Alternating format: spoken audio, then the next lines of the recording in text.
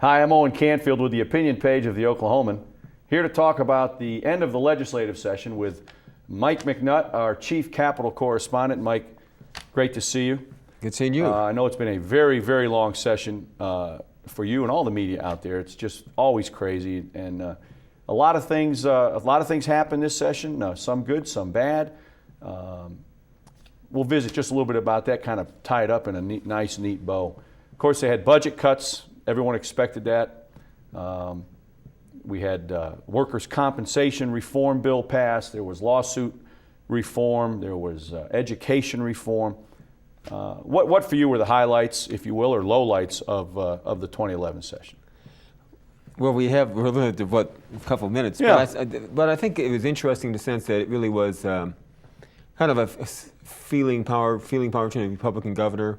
Right. And Republican legislators. First time in history, all GOP control. And the assumption would be that, hey, they get the Republican governor, Republican House and Senate, and record numbers in the House and Senate too by Republicans.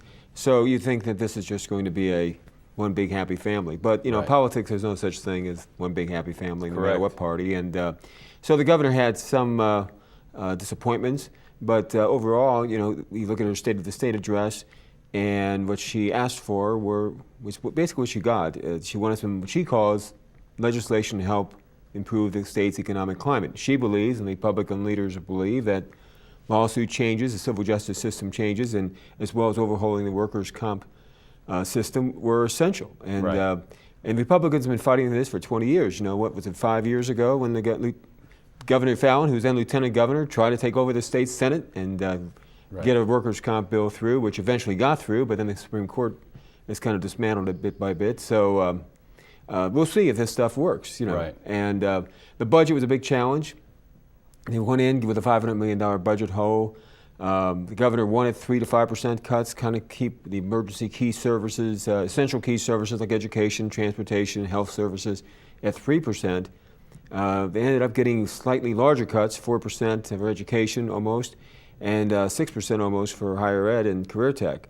But health, human services actually only got a 1% cut. Right. So they were able to do that with juggling some money with transportation. They had a little bit of a reserve, cash reserves, a couple $100 million that they were able to pump in there. Some of her revenue ideas, such as the vehicle tag, trying right. to change that to a 2-year process that a 1 year didn't get very far. And her $100 million bond issue proposal for information technology, trying to buy a bunch of equipment and services to try to get the state system under one line. Right. Didn't go transactions and on internet, email services. No, didn't go anywhere.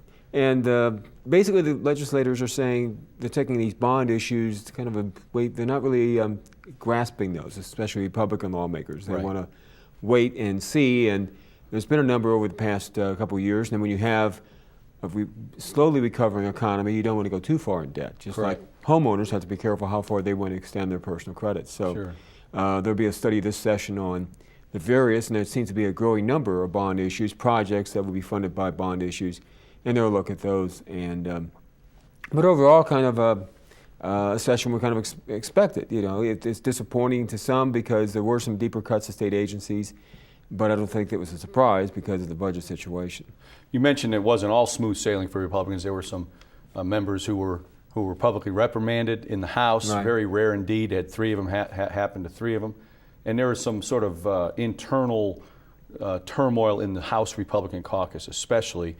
Do you see that subsiding over the next couple of years, or is it chance that it can just continue to build? Well, we'll find out this fall when the Speaker Steele is term limited. Right. He has so one more year. This fall in October, they'll elect a Speaker designate, so that for the next session, the Speaker designate will serve under the Speaker and Correct. kind of learn the ropes. And then take over the following right. session, right? And so we'll see who gets elected.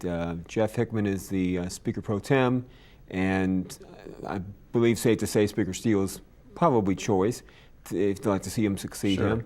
And there's Representative Shannon and Representative Faught from the more conservative wings who are running as well. So we'll see who gets elected, what's said between now and then.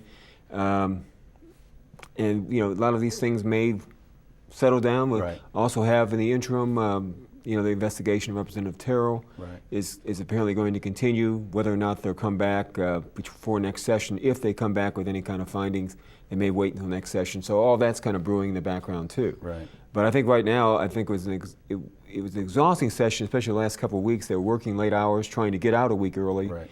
And they took up some big bills. At workers' comp deal was Right. a 220-page bill. Last week of the session, the last right. couple of days. And so I think a lot of the members were just exhausted and kind of want to put politics on the back burner. Right. It'll heave up in a couple months probably. Mike, thanks. Speaking of exhausted, I know you have to be as well. You put in a lot. All the time those guys are out there, you are as well, and we appreciate it. And we invite you to read Mike's stuff every day in the Oklahoman and here on News OK.